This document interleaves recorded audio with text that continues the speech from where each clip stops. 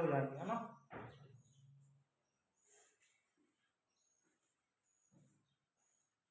ये वाला 2x/3 और ये 7x/15 वो एक जैसे हैं। मैंने क्या बोला था, एक समान जो रहेंगे वो साइड में हो जाएंगे। तो दो इसको सॉल्व कर देंगे तो 2x/3 इसको इस साइड लेके आ जाएंगे तो धन में है ना। जैसे 3 खाली रहेगा तो 3 के सामने कोई चीज नहीं है, मतलब धन का चिन्ह है। तो ये 7x/15 के सामने क्या है, धन का चिन्ह है। तो इधर आके ऋण हो जाएगा, 7x/15 हो जाएगा बराबर से ये 3 है ना। इसको एक को उस साइड ले जाओ तो धन में है ये वाला, तो ऋण में हो जाएगा, ऋण 1।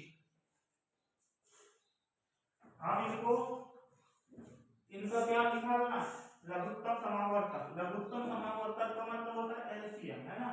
एलसीएम का मतलब क्या होता है, एलसीएम का मतलब होता है वह छोटी से छोटी संख्या जिसमें दी गई संख्याओं का भाग चला जाता है ना।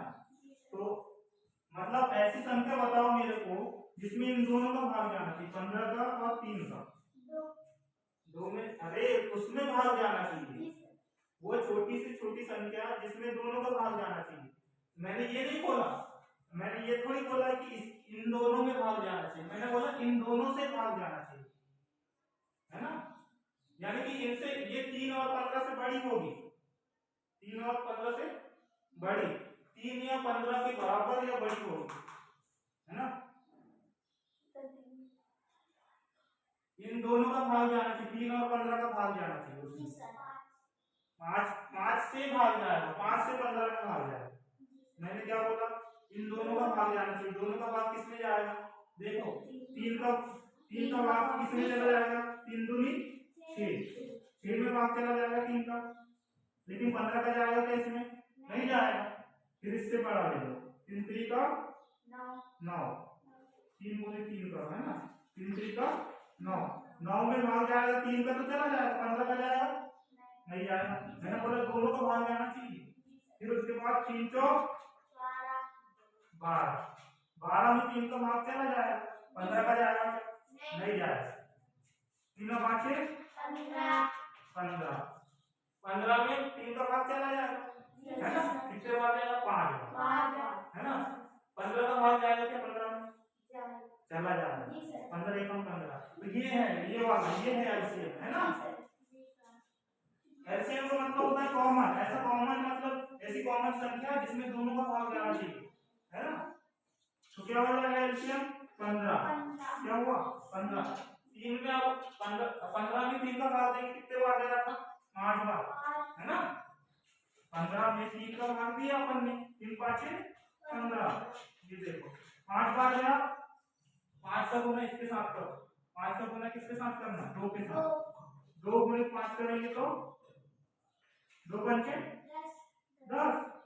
तो क्या हो जाएगा 10x, कितना हो जाएगा 10x। और ये वाला ऋण है, बीच में क्या है ऋण, ये ऋण चिन्ह लगाओ। फिर उसके बाद 15 में 15 का भाग दो, 15 में 15 का भाग देंगे तो 15 का 15। एक बार है, एक का गुना किसके साथ करना है, 7 के साथ। 7 गुने 1 करेंगे तो 7 का 7 और ये x 7x।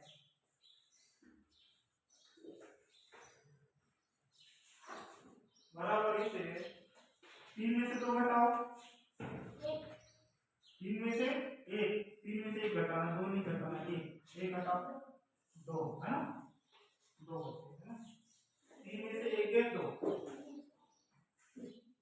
अब 10 में से 7 घटाओ, 10x में से 7x 3x कितना बचेगा 3x, 3x/15 बराबर इसे 2। 3x/15 बराबर इसे 2। अब इस साइड से लेते 3x/15 बराबर इसे 2। अब इसका क्रिया गुना करो, 2 नहीं है तो 2 के बटे में क्या है 1, है ना। जैसे जितनी भी संख्याएं रहती है 2 3 4 इनके बटे में 1 होता है, याद रखे, है ना। क्या होता है 1। जिसका कोई मतलब नहीं रहता है ना। तो इसको क्या करेंगे अपन, 2/, क्या लिख सकते हैं, 1 लिख सकते हैं, 2/1। तो अब पीरियड गुना करो, 1 का गुना 3 के साथ करेंगे तो 3 एकम 3 होगा। तो 3x बराबर से 15 गुने 2, 3x बराबर से 15 गुने 30 होता है ना, 15 गुने 30। तो अब x बराबर से 30 क्या हो जाएगा 3, 30 में 3 का भाग देंगे तो कितना होगा, ये देखो 3 का 3 बचा क्या 0, 0 होता है तो इधर भी 0 उतरेगा है ना, 10 आएगा। कितना x का मान कितना है, x बराबर से 10, x बराबर से 10, x बराबर से 10, ये आंसर है ना।